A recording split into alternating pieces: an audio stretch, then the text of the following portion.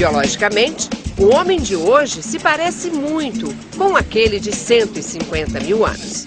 Será que já paramos de evoluir? As I often say, if I were to get on the London Underground system in Camden Town, in London, which is where we now are, which is a fairly rough part of town, a lot of drunks and so on in it, and if a Cro-Magnon man, a very early modern human, was to come and sit next to me on the tube, I really wouldn't notice.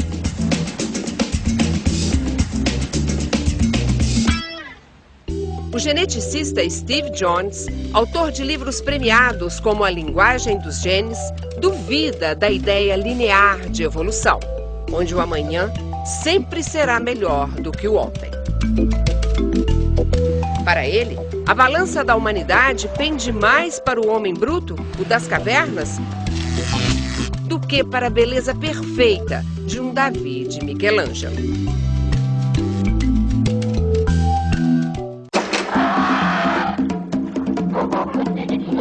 O homem das cavernas ainda nos rodeia. Aparece de relance quando nos olhamos no espelho. Ele está nos pequenos gestos de uns, na maneira de andar de outros.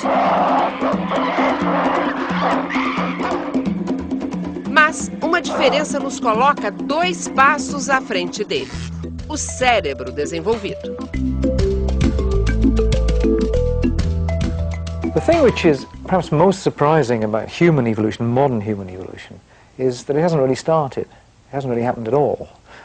If you look at the fossil record, you look at the brain size of our immediate ancestors and relatives, it gets relatively bigger and bigger and bigger, and we have a brain about 5 times bigger than one would expect, given the body size of any other primate. Okay, so we're pretty smart, I guess. O biólogo evolucionista Richard Dawkins também defende a ideia de que o cérebro desenvolvido foi o principal fator de nosso sucesso como espécie. Para ele, ao longo de milhares de anos, passamos por um processo da seleção natural, que canalizou a força do nosso instinto de sobrevivência para o processo criativo. In nature, one would set up goals to find a water hole, to capture a buffalo.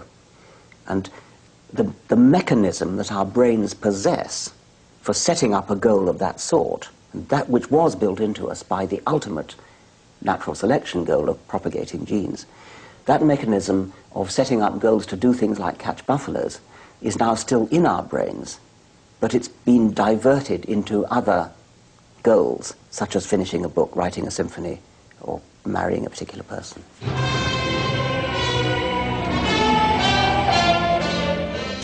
O neurocientista Richard Restak diz que hoje já é possível mapear a região que define por que somos o que somos. O córtex pré-frontal é quem coordena os nossos julgamentos morais. Ele é o chefe de nossas ações. Lá é possível formar o que a ciência hoje chama de lembranças do futuro. Well, how can you have future memory? Well, future memory means you can look back at how things were before, particularly in the individual basis, when you did certain things, there were certain consequences. Well, then you look and project into the future. And we're probably the only creature that can do that, at least in the long framework. Animals can foresee, dogs and cats, that they may be punished if they get up on the sofa, but they are not able to see themselves 2 or 3 years from now. They can't look into the future. Only we can do that. O começar de cada dia é a certeza de que agora é o presente.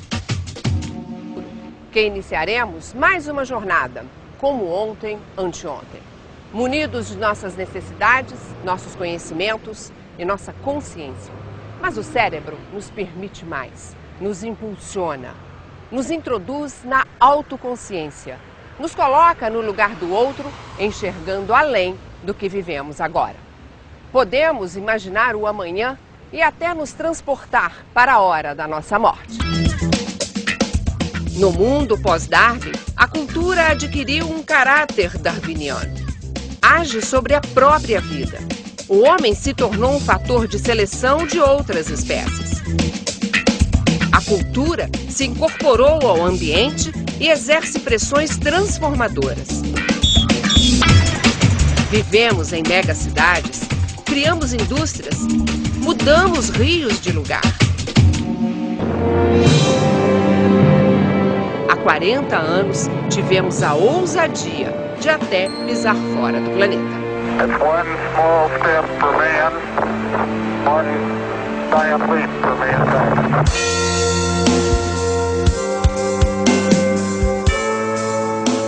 Será que esses grandes feitos nos dão o direito de acharmos que somos mais complexos? Que estamos prontos? Que somos uma obra perfeita da evolução? Quem é que diz que nós somos realmente mais complexos? Nós somos realmente mais complexos? Que uma bactéria, eu poderia concordar que sim. Nós somos porque nós temos mais partes integradas do que uma bactéria. Mas quando você compara a gente com um golfinho, será que nós somos mais complexos? Esses animais têm um monte de coisa que nós não temos. A gente tende a achar que o que a gente tem é o mais importante. Mas isso é só uma preferência que depende do observador. Ao olhar para trás, parece impressionante ver o caminho que já percorremos. Driblamos as leis da evolução como nenhuma outra espécie ousou fazer. Quando a natureza nos colocou à prova, fomos capazes de domá-lo. Se fomos castigados com nevascas abaixo de zero, construímos abrigo. Nos vestimos com peles de animais. Descobrimos o fogo. Se o problema era a falta de alimento, aprendemos a arar o solo e criamos a agricultura. Inventamos a linguagem, a cultura. Nos organizamos em sociedade. Fundamos o que conhecemos como civilização.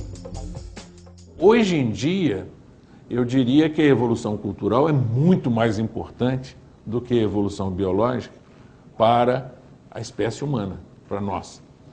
E nós mesmos fazendo, quer dizer, por exemplo, a medicina, basicamente, ela permite que pessoas que há alguns séculos atrás certamente morreriam na infância, sobrevivam. Então, de uma certa maneira, ela está agindo como uma força que está bloqueando e eliminando os próprios efeitos da seleção natural biológica, né?